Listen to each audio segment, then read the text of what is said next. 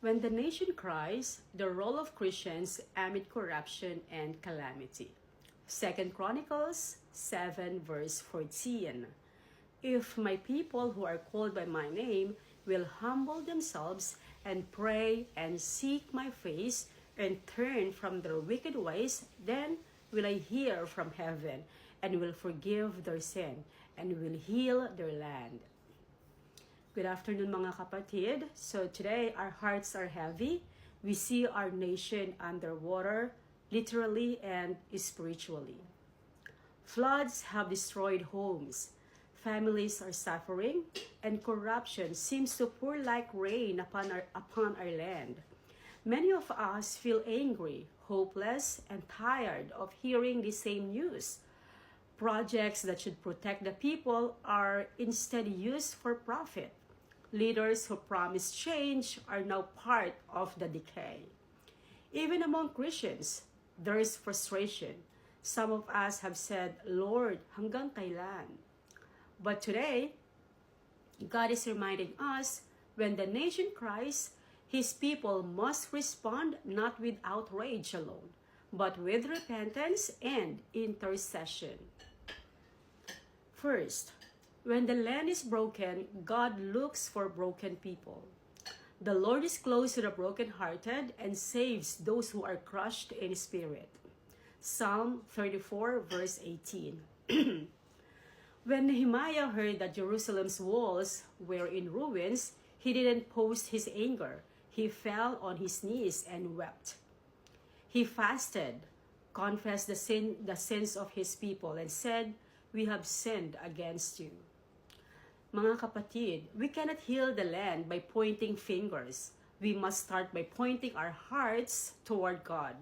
Corruption in the government may start from greed, but corruption in society begins when the church stops praying, stops caring, and stops being the conscience of the nation. Before we say they are corrupt, God asks, are you still pure? Are you still praying? Are you still obeying me when no one sees? We cannot change the heart of a politician if we ourselves refuse to be changed in the presence of God.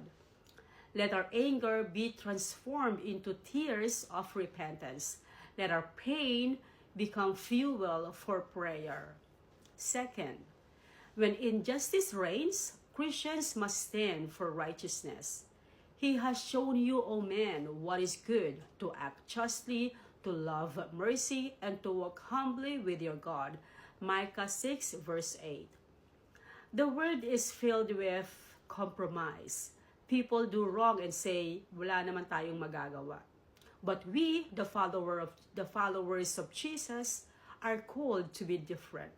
We must live in such a way that people see hope through our honesty, compassion, and humility. Daniel served under wicked wings, yet he remained pure.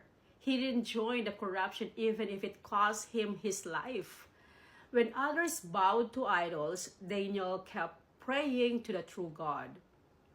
And because of that, God lifted him up as a voice of righteousness in a corrupt empire. Maybe we think, I'm not a government official, what can I do? But remember, corruption doesn't only happen in the palace. It begins when people cheat a little, lie a little, gossip, or withhold what belongs to God. If the church walks in darkness, the nation will stumble. But if the church shines in truth, the nation can find light again. Third, when the nation despairs, Christians must bring hope and healing.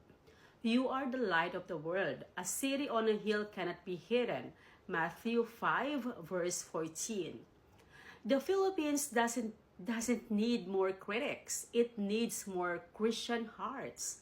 We must become the hands and feet of Jesus to those suffering.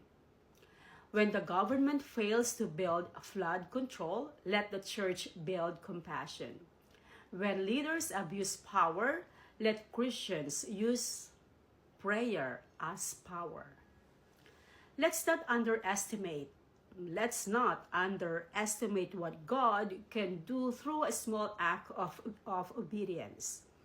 When you pray for your mayor, God listens. When you give to a family who lost everything in the flood, God sees. When you teach your children to live with integrity, God plants a seed of national change in your home. The early church grew not because they had political power, but because they loved and served when the world was collapsing. They didn't curse the darkness, they became the light. Fourth, when people are angry, let the church be on her knees. Romans 12 verse 21 says, "Do not be overcome by evil, but overcome evil with good." Yes, we have a right to be angry at corruption, but let the anger lead us to prayer, not hatred. The devil wants us to turn against one another, to divide, to accuse, to despair. But God calls us to turn to Him, to unite in humility, to intercede for mercy, to believe that He still reigns over the Philippines. When Christians kneel, strongholds fall. When believers pray, heaven moves. Our land may be flooded, but God can still cause righteousness to rise like the dawn. So we have to think about it. Like, have I responded to the nation's pain with prayer or just with complaints? In what ways have I compromised the righteousness God calls me to live by? And the last one, what small act of obedience can I start today to bring light and healing to my community? God bless everyone.